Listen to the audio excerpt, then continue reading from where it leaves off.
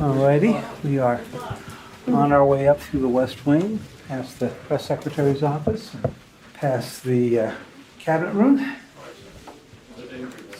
sitting under a great portrait of George Washington in his younger days. Come on, guys. You ready for us? Come on in. From the New York Times, I'm Michael Barbaro. This is The Daily. How are you? Good to see you, Mr. President. Did you see that? Just came out. Number one on TikTok, Trump. All right. I'm a little older than the average age on TikTok.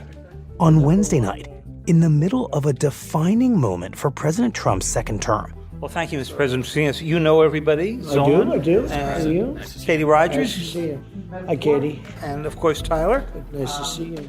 4 White House reporters from The Times sat down with him for an extended interview in the Oval Office. Did you see my various truths today? They were sort of sparkling truths. Today, one of them, David Sanger, walks us through their conversation.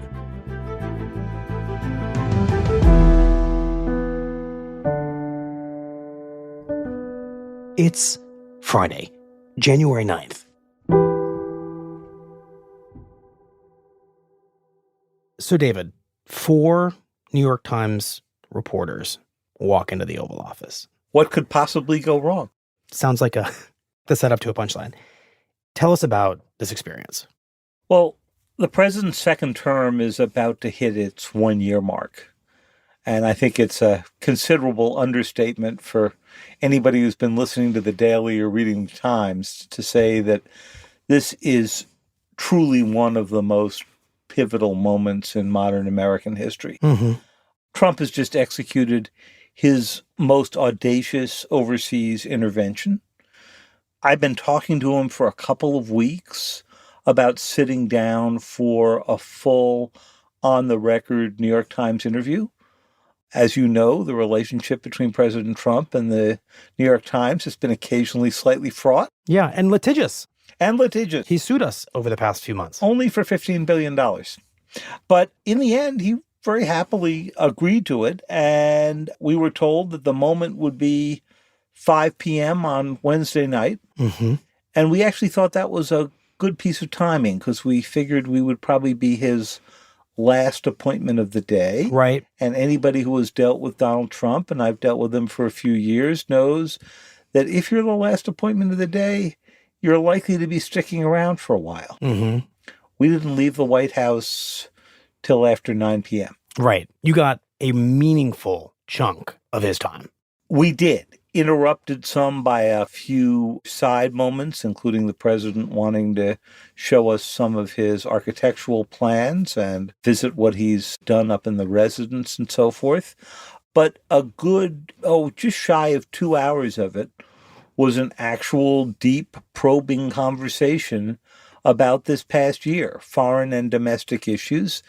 And our goal, Michael, was to try to do something deeper and hopefully more revealing than what the president does every day when he stands up briefly in front of reporters on Air Force One or does a gaggle, as they call it, around the Resolute desk. And readers and listeners are going to have to determine if you succeeded. Yeah. All right. Well, to that point, walk us through the interview. Sit down, please. So we settled in, sat down, arrayed around the Resolute desk. It was me and Tyler Pager, Zolan Cano-Youngs, and Katie Rogers. Mm-hmm. Marco, why don't you join us for a couple of minutes? Is that okay? Right. Already inside the Oval Office was Secretary of State Marco Rubio. We were about to learn why. And right away, Michael, we had to sort through a few logistics. So we have an understanding this is only used for your reporting. So this is what we wanted to ask you about. I think in 2 different interviews in the first term, we used the audio to go on The Daily. And the first thing we had to go do was negotiate that we could actually use this recording for The Daily. Right. Thank you. Because without that negotiation, we don't have this episode. Anything for The Daily, Michael. Mm-hmm. Let's leave it on for a little while. It's fine. For a little while. We'll see how it goes. And we were just a few minutes into the conversation. Is he on the phone? So can you turn that off for a second? When an aide came in and handed the president a note. He's about to have a call President Petro, and this call is off the record. Okay. Saying the president of Colombia was on the phone. The country, not the university. That's right. Can you turn them off? Give me your word. And what did that mean to you, knowing that the president of Colombia was calling him in this moment? The first thing that came to mind was, oh, we have to get up and walk out. But just as I was getting up to go do that, the president waved at me just like, no, David, please stay. Right. And the second thing that I thought was, if the president of Colombia is calling, it's because he's worried about the fact that President Trump said just the other day he better watch his ass because he could be next. After Nicolas Maduro's ouster, he could be next to be ousted. That's right. And at just that moment, J.D. Vance came in and settled in next to Marco Rubio to listen to the conversation. Got it. Now, the conversation itself was off the record, but it turned out that some of our colleagues down in Colombia had just sat down with President Petro. So we had New York Times reporters at both ends of this conversation. Wow. They had left before the call happened. But Petro was very clear with them. He said, this is a scary moment for Colombia. This is Donald Trump. We could well get the Venezuela treatment. So presumably he's calling to beseech President Trump to treat him kindly. That's exactly right. Got it. So the call ends. Okay, let's go. We turn our recorders back on. I hope that was interesting. Was that interesting, Jim? Very interesting. Yes. And that began a really wide-ranging conversation. And in the first part, not surprisingly, we spent a lot of time on foreign policy.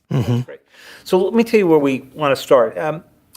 Your decision to capture Maduro and declare that the U.S. was in charge for the foreseeable future, I think raised a question of whether you believe, as your aide Stephen Miller put it so clearly the other night, that international niceties are gone, that countries operate by strength. I think he said, governed by strength, government by force, governed by power. And I think that left a lot of people wondering whether you believe you have the right, as the world's largest superpower, to go in and extinguish any threat or seize any resource you think is in the U.S. interest, particularly in the Western Hemisphere. If there's a threat, you use the word threat, you certainly would have the right. Any country would have the right to do that. Without the threat, much less so. And frankly, I do believe in the niceties. I get along with a lot of people. I get along with... For most presidents, military power is the very last resort. After everything else, every form of diplomacy has failed you. So I wanted to get the president focused on the question of what criteria he uses to exercise the most extreme and deadly form of American power, which is the military. But also try to figure out how much of a motivation in Venezuela was the fact that it's sitting on the world's largest reserves of oil. You've gone in part to get a resource, which you just declared today. I got it. I got in for numerous reasons. Number one, the drugs are pouring into the country. You know that. Number two, the people are pouring into the country except now we have a 100% strong border. That all this talk about a threat from drugs, from criminals and all that might be secondary to his true motivation here. No, the oil happened to be there. Don't forget, the oil will take a while, but we have it set, although we did get, many barrels of oil today, as you probably know. And that's fine, but we didn't do that. We didn't even know about all of the oil that was being stored there. So supposing you're Xi Jinping and you've watched the events of the past few days, and I wanted him to talk a little bit about the long-term implications of this, the precedent it sets. You may also be thinking that, if you're Xi, that you could use the same logic to decapitate and control Taiwan. Or why couldn't Putin use that argument, same argument, it's a threat, to grab the rest of Ukraine or go beyond into other former Soviet states? So have you created a precedent that you may come to regret later on? No, because this was a real threat. You didn't have people pouring into China. You didn't have drugs pouring into China.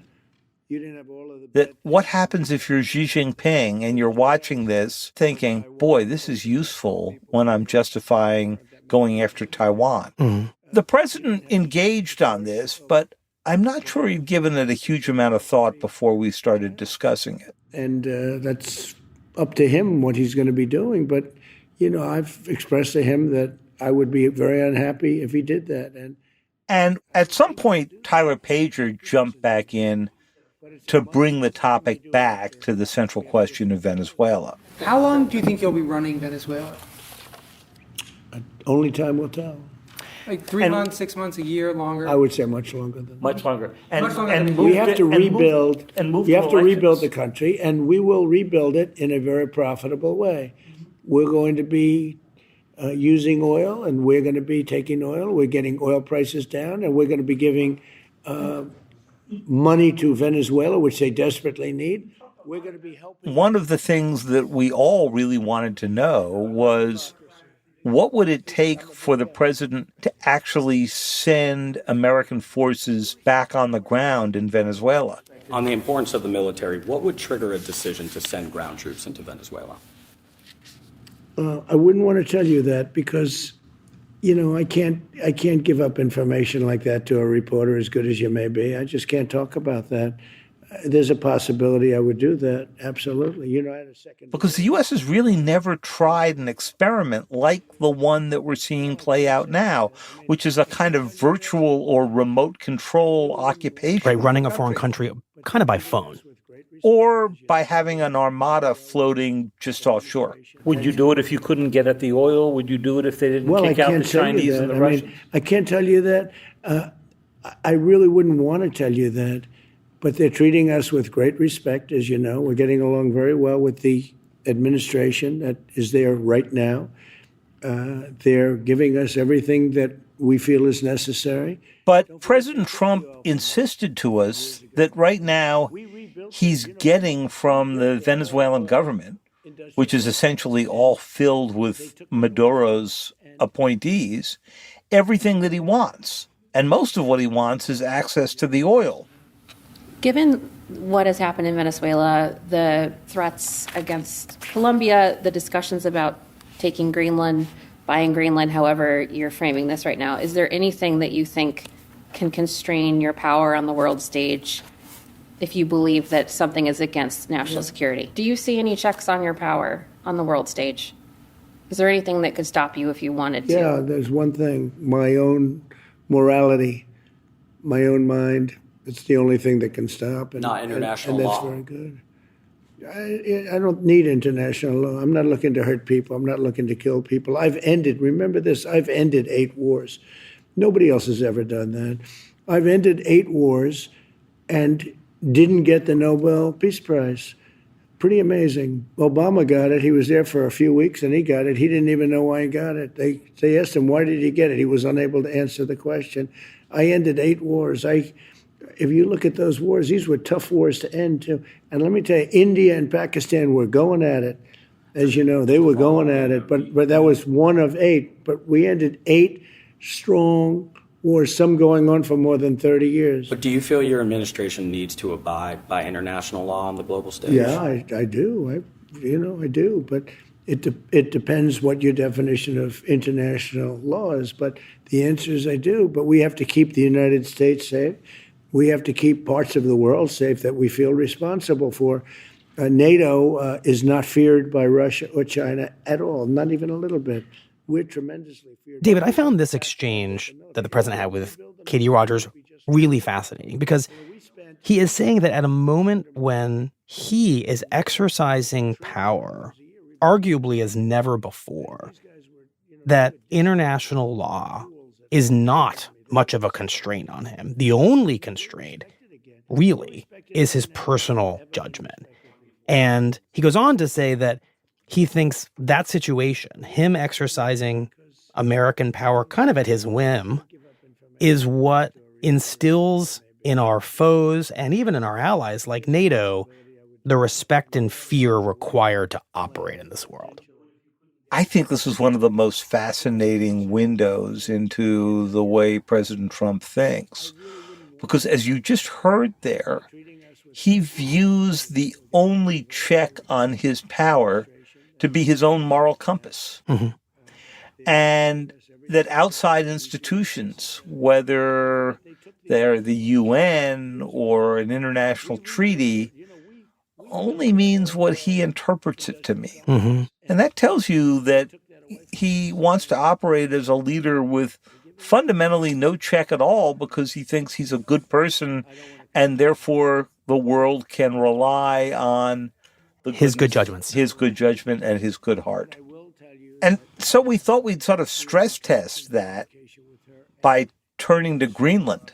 Can I circle back to what you had said about NATO? If you had to choose between obtaining Greenland and preserving NATO, what's your higher priority there? Well, I don't want to say that to you, but it may be a choice. You have to understand, Russia is not at all concerned with NATO other than us. China is not at all concerned with NATO other than us because, sadly, Europe is becoming a much different place. And they really do have to shape up. I want them to shape up. I think we'll always get along with Europe.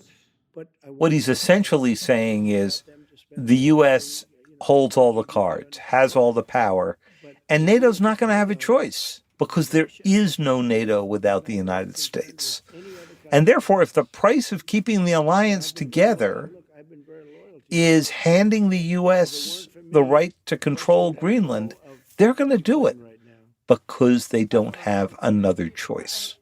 Are you prepared to send troops to Greenland if they do not give over the territory? Well, we already have troops in Greenland. More troops to Sure, militarily I'd have take it more. over? I mean, we Would you already take it have. over Don't with the forget, military? we have a good section of troops, and I've had troops there, and I've upped it.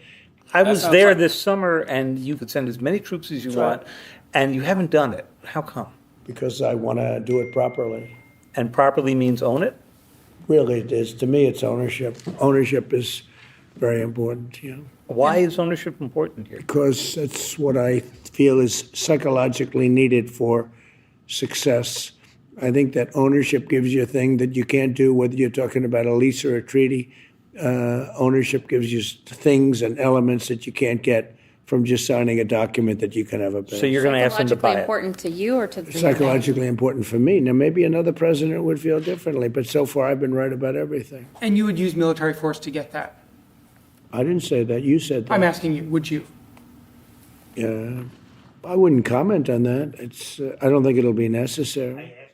And can you just explain what he means by that? The psychological value of owning Greenland, not just controlling it, not just having a lot of influence over it, but owning it.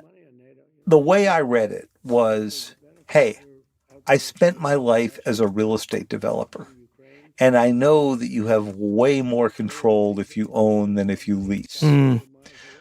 But that also means I fundamentally don't believe in relying on alliances.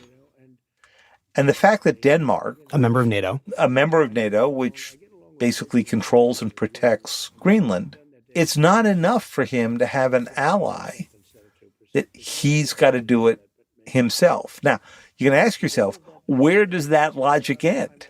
Right.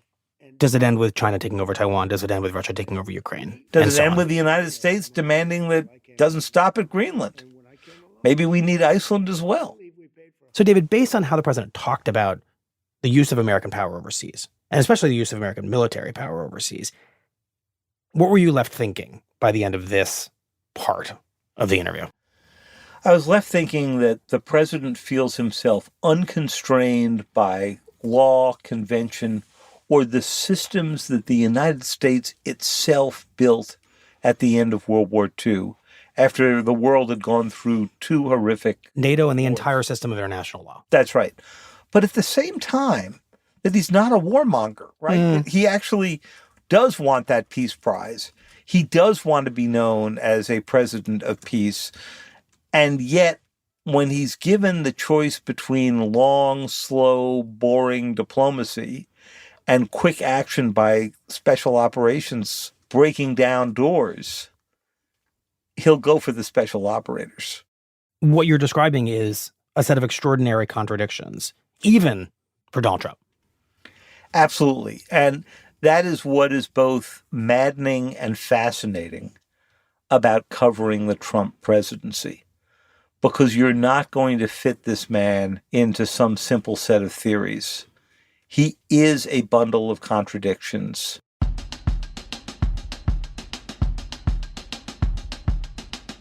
Well, David, after the break, we are going to turn to a similar bundle of contradictions when it comes to domestic affairs. We'll be right back.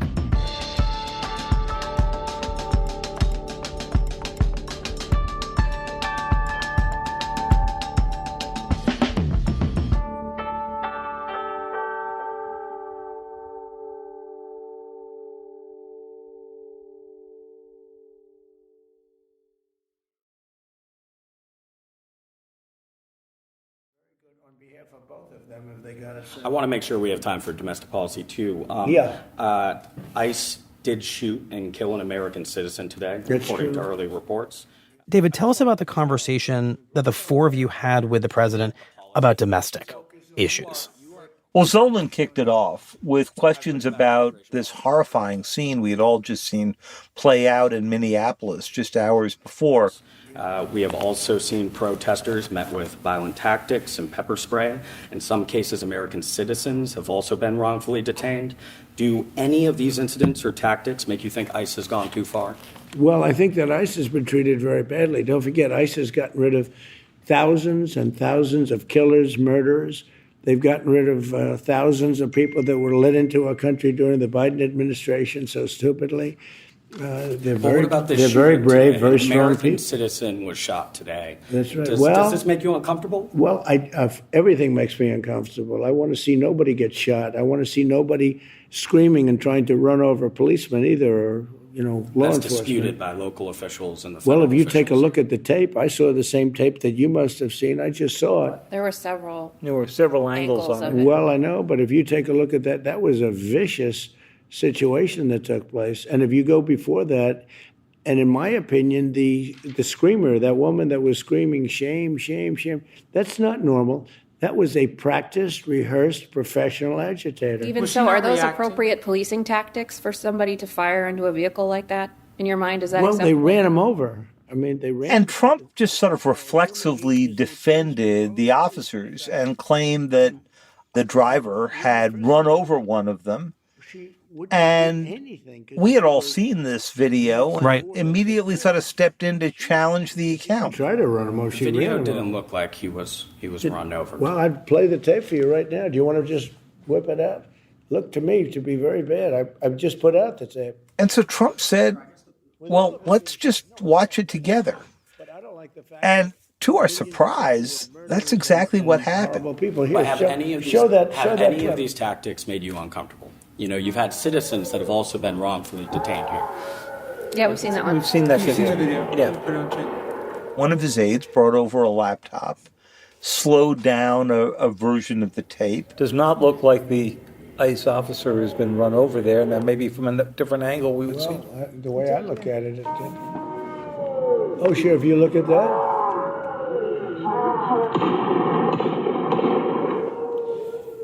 It's I a just wanna- terrible scene. Yeah, we all agree on You that. say it's horrible to watch. You said that on Truth Social. I think it's but horrible do you to think watch. that No, goes I hate to see too it. far?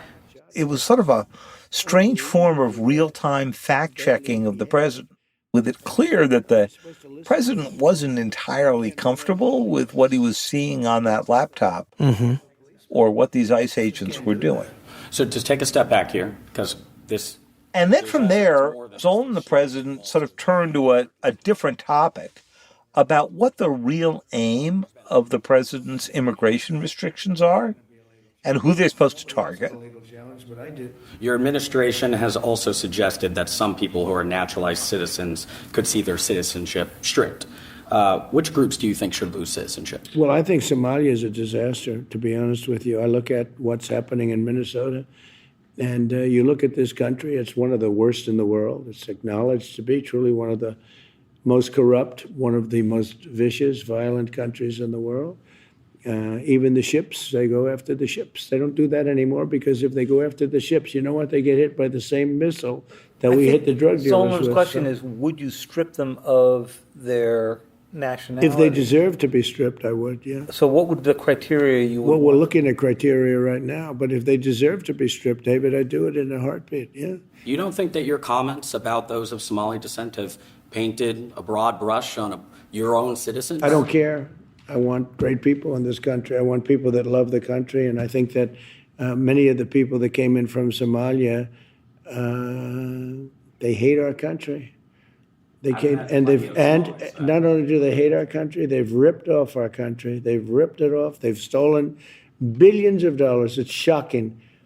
From where they came, they had nothing, and they come here and they steal. And it's an embarrassment to the intelligence of the people of Minnesota and to the people of our country In your view, that they would be allowed to do it. I've heard many people that say this is generalizing a population Well, and find these comments you call it whatever you want. But I want to ask if part of your immigration agenda is also aimed at changing the racial makeup of this country. No, not at all. Is part of this agenda aimed I at just making want the people that country love our whiter country. as well? It's very simple. I want people that love our country. I want people that respect our country, respect the laws of our country. And I want people that can embrace our country. Because you've I shut want the door people to all refugees. that can make besides America great Afrikaners. again. You have a travel I mean, ban on the so- majority African. Zolan raises an interesting point. The only immigrants who can come in right now are white South Africans, right? refugees. The way of refugees. Well, I haven't seen that. I mean, I certainly haven't seen that. But over the years, it's been very much the opposite of that. Very, very much the opposite of that. People are coming into our country. Nobody's doing it based on race.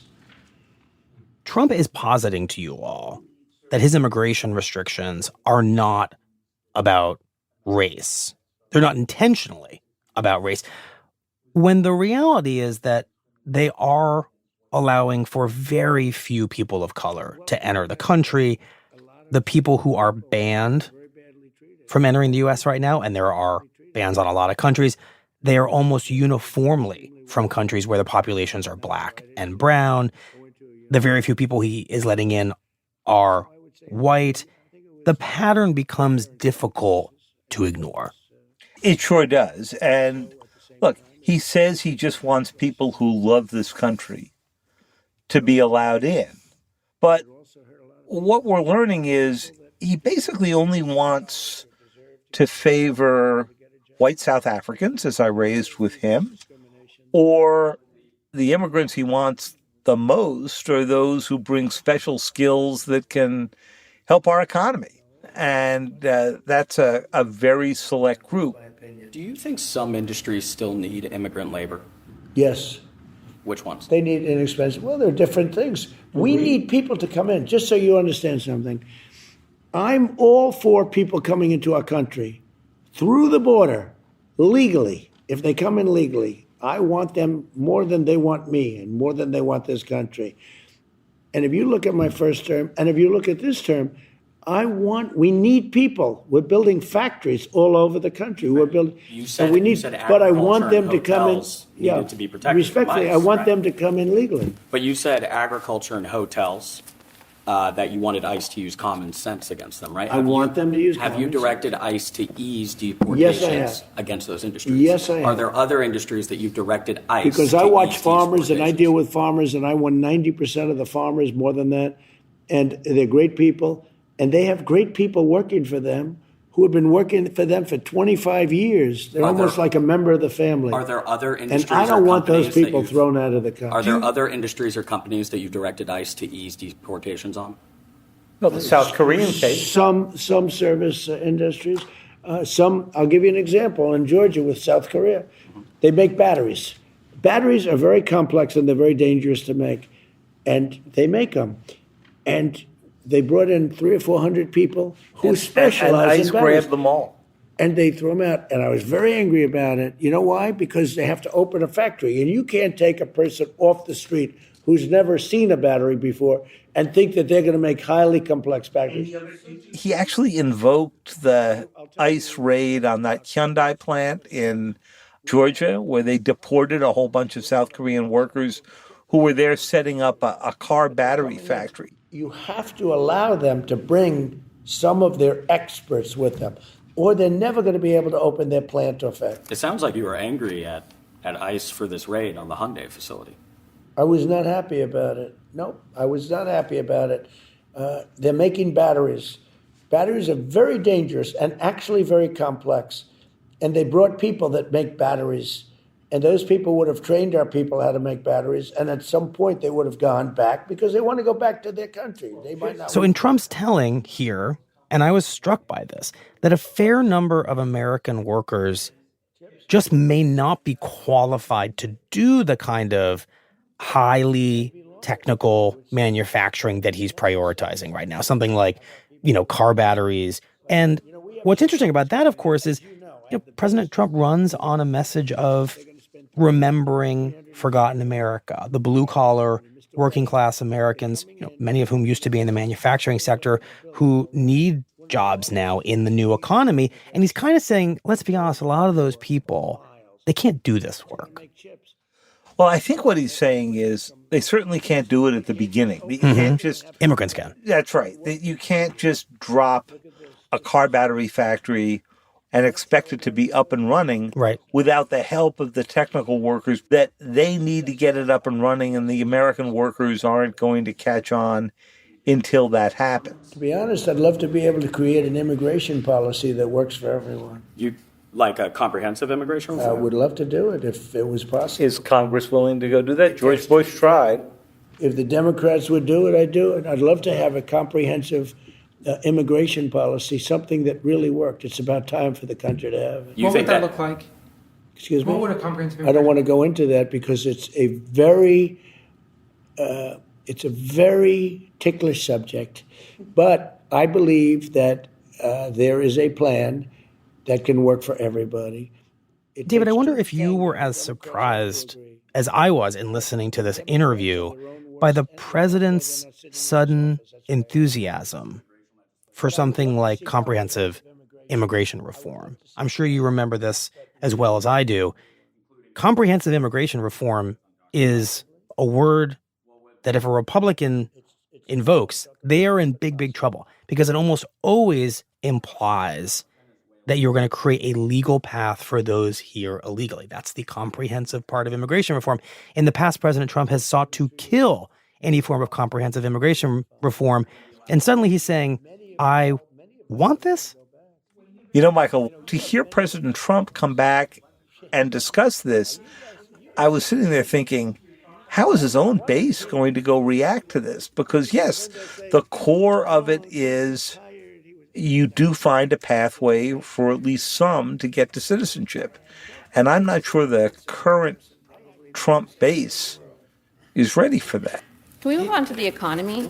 I would like to ask you about Republican pollsters lately are warning that you and the party is losing ground with young voters, particularly young men who are concerned with job prospects Well, I and might the be. rise of Could AI. I have the TikTok thing? But what would you say to those young Well, voters, I'd say to they're those rigged young polls. men? Look, the polls are rigged just like the writers But are. these are Republican pollsters who are warning your party that you are I don't not know. doing enough I to think, focus on I think American jobs. I can't tell you. I think I'm very popular. This just came out from TikTok.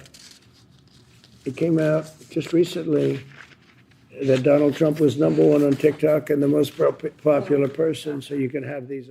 David, on the economy, the president pretty forcefully waves off the idea, which we keep finding in poll after poll and in election results from the last off-year election, that voters, including many Republican voters, are persistently feeling anxious about the economy, and they don't think he is focused enough on it. We kept trying to steer him back to this, to try to get him to think about the economic anxieties of ordinary Americans. Mr. President, so many voters voted for you because of the economy, and I think Katie just wanted to get The at that. economy is probably the best. Look, the economy right now, I have trillions and trillions of dollars coming into this economy, more than any nation has ever had by far. Our economy is unbelievable, and I'm bringing down the prices. Remember this, I did cause the high prices, Biden did. Wait a minute, wait, 1 second. I inherited a mess. Listen, I inherited a mess. I inherited a highly inflated, horribly run country. The borders were bad. The military was bad. The Afghanistan was the worst day in the history of our country, maybe in the history. I think it was the lowest point. Do you know what? That was the lowest point, and we may right now be at the highest point.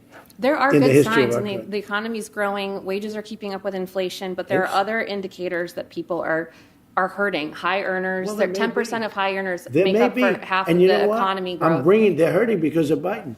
I'm bringing No, down high prices. earners are not hurting. It's the low earners, it's the middle earners, it's the people Well, that you if you have look at promised to my, help. What do you say to if them? you look at my achievements, the greatest percentage-wise, the greatest beneficiaries of my economy in my first term were low-income workers. And it's turning out to be right now, blue-collar workers are doing better than anybody else, percentage-wise, as they measure that.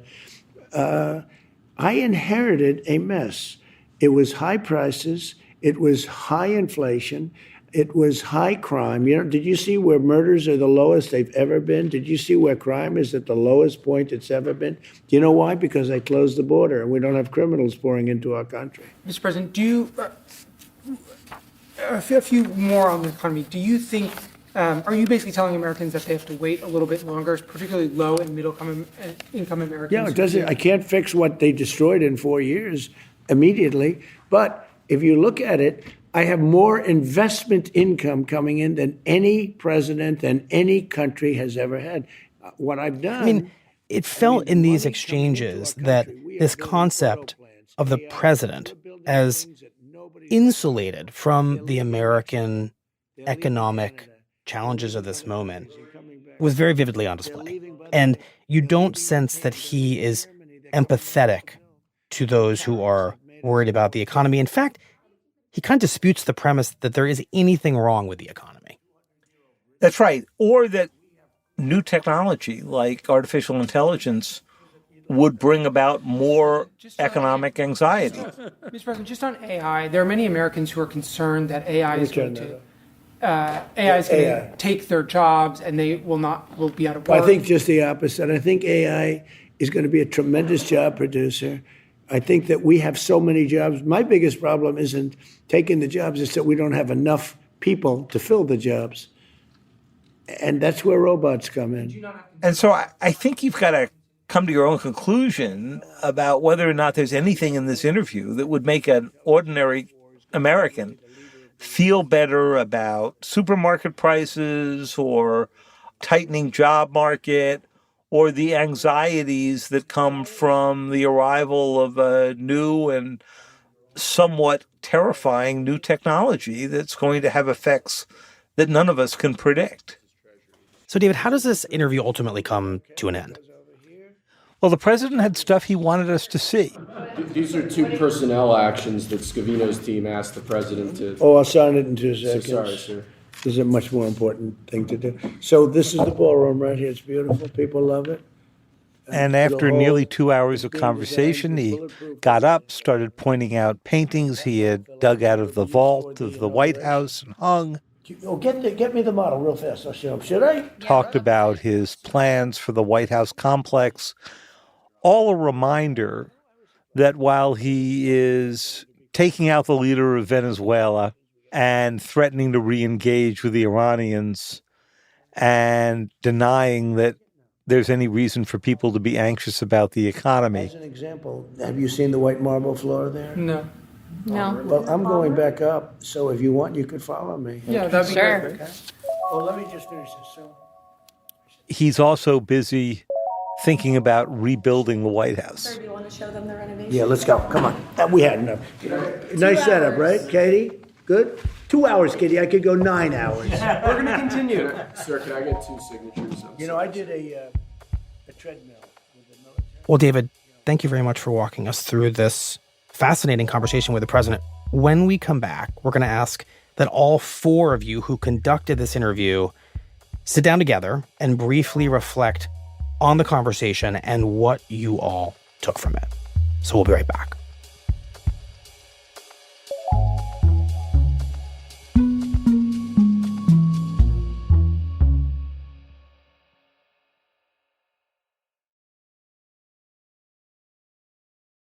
So Tyler, Katie, Zolan, David just walked us through the highlights of the interview that the 4 of you did with him. because this went on for so long, there's inevitably a lot of material that we couldn't cover. So I want to begin by just asking each of you, what's one thing he said that we probably didn't cover with David that's really going to stick with you when you reflect back on this interview? Katie? I think it's the degree to which the president throughout this interview really wanted credit, and he wanted gestures of goodwill from people he wanted respect from, be it Democrats, Republicans, members of the news media, the American public. And one of the ways I felt that was manifesting during this whole encounter was he's building a ballroom where the East Wing used to be, big enough to host an inauguration inside for future presidents. And he kept going back to this idea that he's a builder. He mentioned that maybe he was a better builder than he ever has been at politics. And at one point, he summons a military aide to bring in an architectural rendering with miniature models of the ballroom, and is sort of almost telling us and himself that building being built over there, they'll be thanking me, as if this is the project that will do it, that will give him this credit that he has been seeking in this term, his last term, and throughout his time in public life. Zolan, what about you? Katie made the good point of how the president is so motivated by whether or not he's getting credit. And it's not just about whether he's getting credit now, but it seems he's also motivated by whether or not he got credit in the first term. And he did not seem bothered at all when we asked him about his relatives and the business deals and the money that they've made across the world throughout his second term. When we pressed him on this, he was saying, well, in his view, his family showed restraint in the first term and he didn't get credit. Showed restraint in terms of what he was willing to do in the name of making his family money. That's right. And thus, now in this term, he said that he was pretty much unbothered about the business deals that his family has been able to pursue. All this, I think, speaks to a president who's so much more emboldened in this second term. And I think we saw up close and personal just how emboldened he is. Tyler? One thing that I think stood out to me, Michael, is a conversation we had about anti-Semitism, because it's become such a flashpoint within the Republican Party as we see this intra-party warfare over whether or not there is space in the Republican Party and the broader Make America Great Again movement for people who espouse anti-Semitic views. Right, Nick Fuentes. Right. And J.D. Vance, his vice president, said basically that as long as you love America, you're welcome, and he didn't want to institute purity Even tests. if you're anti-Semitic. Right. And I asked President Trump whether or not there was room in his movement for people with anti-Semitic views. And he said, no, I don't think we need them. I don't think we like them. And that puts him at odds with leading Republican figures, including his vice president, who seemed more open to including people who spread hateful views within the party. It was a moment where he really came out quite strongly against people who spread anti-Semitism when this debate is coursing through his movement and among his supporters. Right, he's drawing a pretty bright red line there. So one last question for each of you. What is your ultimate takeaway from this conversation? For me, there were moments in this interview where it almost seemed like the president was a bystander to his own policies, to his own agenda. There were times where he would speak, for example, about an interest in comprehensive immigration reform and a potential pathway to citizenship.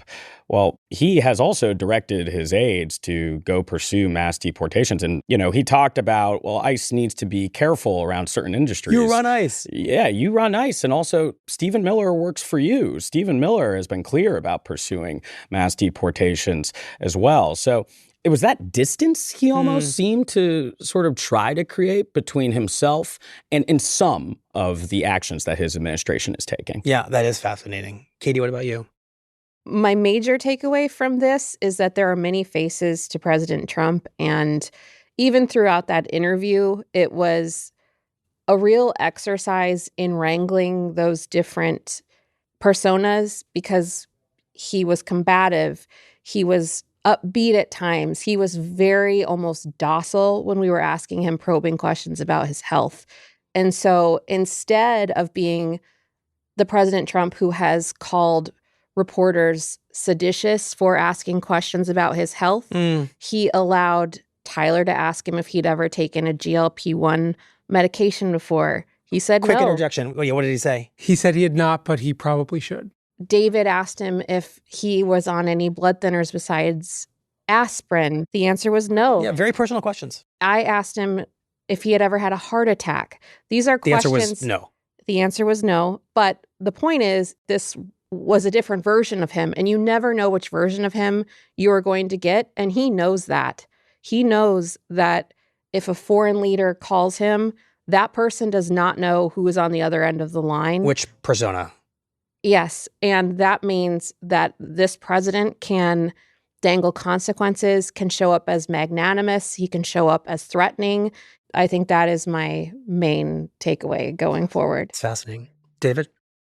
You know, all presidents in their second term turn more to foreign policy, not only because they've got greater leverage and greater freedom, but because they want to establish a legacy. And I think the first thing I took away from it is this is somebody who thinks about building a foreign policy legacy and building buildings.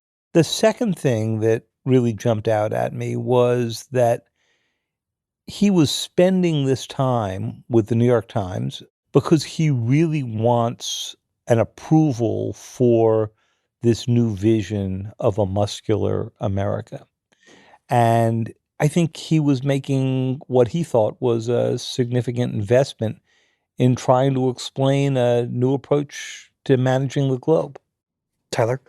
What was remarkable to me as we were in there for quite some time was just watching how the Oval Office operated and the bubble around the president to support all of his needs, whether that's him pressing the red button on his desk to get a Diet Coke or the aide that runs out multiple times of the Oval Office to pick up different pieces of paper that he has requested she print out as evidence for whatever point he's making, or just the people walking in and out of the Oval Office with notes, whether that's a foreign leader's on the call or an aide is waiting outside, to him combining meetings. There were documents he had to sign, and he just had that person come in with the paperwork as we were sitting there for the interview. His phone, his personal cell phone, was ringing multiple times. He took one call from the Fox News anchor, Bret Baier. Wow. But it was really just quite amazing to see how chaotic, frankly, the Oval Office can be. And we've reported on how this unfolds, but I think sitting in the Oval Office for an extended period of time and watching it up close really gives you the sense of how Trump makes decisions, how he thinks, and how his world operates.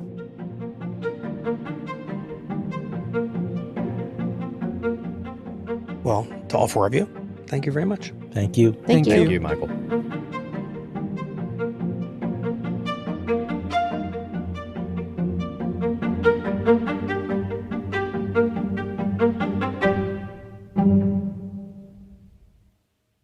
Here's what else you need to know today. The yeas are 52, the nays are 47. The motion is agreed to. The joint resolution will be placed on the calendar. On Thursday, a bipartisan group of senators voted to advance a resolution that would force President Trump to seek congressional authorization for continued military operations in Venezuela. 5 Republican senators joined all Democrats in backing the resolution. One of them, Republican Senator Rand Paul of Kentucky, said that one factor behind his vote was Trump's suggestion, made in his interview with The Times, that the United States might remain involved in Venezuela for years. And in Minnesota, local authorities are accusing the federal government of blocking them from investigating why an ICE agent killed a 37-year-old woman in her car. The accusation came as federal immigration agents in Portland, Oregon, shot 2 people in their car on Thursday, apparently under similar circumstances. Federal officials accused the 2 people in Oregon of weaponizing their car against the agents.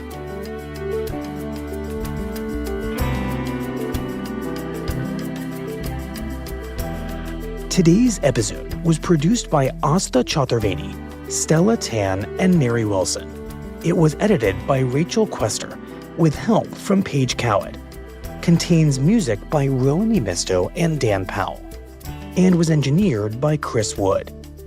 Special thanks to Afim Shapiro.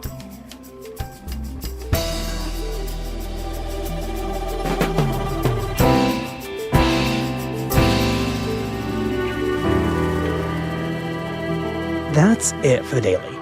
I'm Michael Barbaro. See you on Monday.